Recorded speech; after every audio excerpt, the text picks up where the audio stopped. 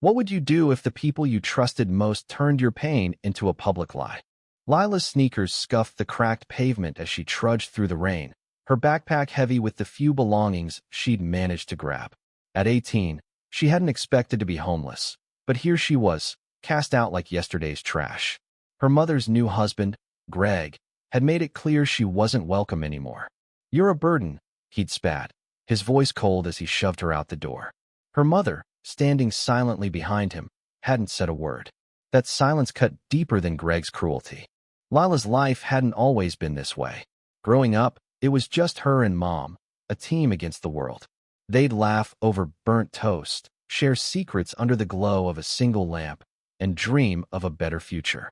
But when Greg entered the picture 2 years ago, everything changed.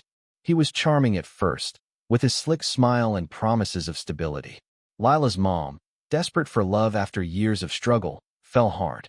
Lila tried to be happy for her, but Greg's charm faded fast.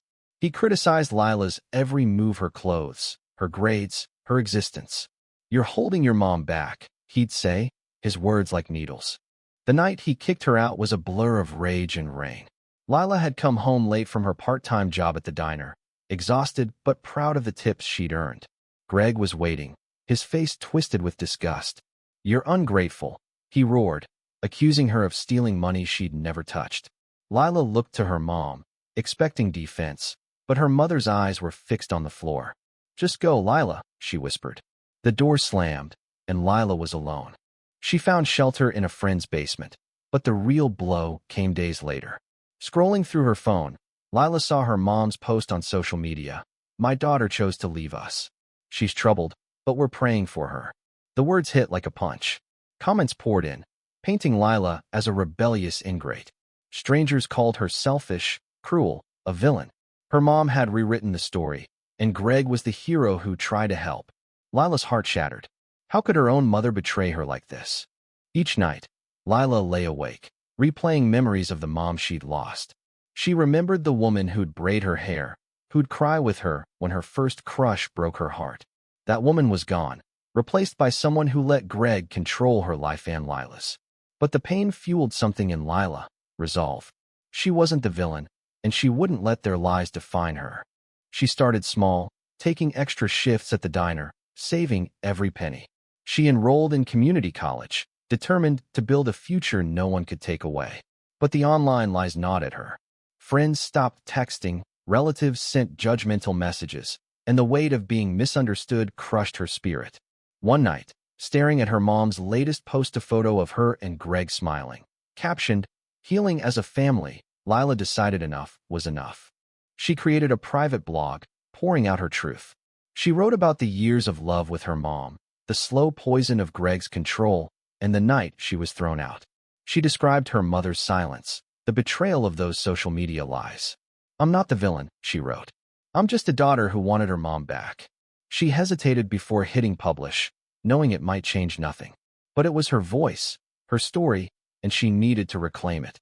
The blog spread quietly at first. A few friends shared it, then strangers.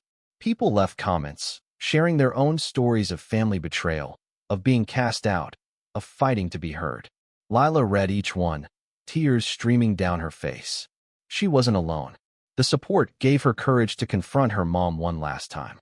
She stood outside their house, heart pounding, and knocked. Her mom answered, her face a mix of shock and guilt. "Why did you lie?"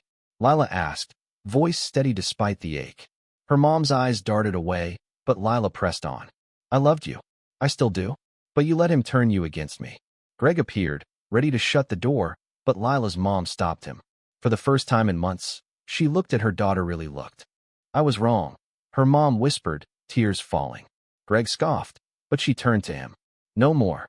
It wasn't a full reconciliation, but it was a crack in the wall between them. Lila didn't know if they'd ever rebuild what was lost, but she felt lighter. She'd spoken her truth, and that was enough. Back at her friend's basement, Lila checked her blog. A new comment read, "You're not the villain. You're the hero of your own story."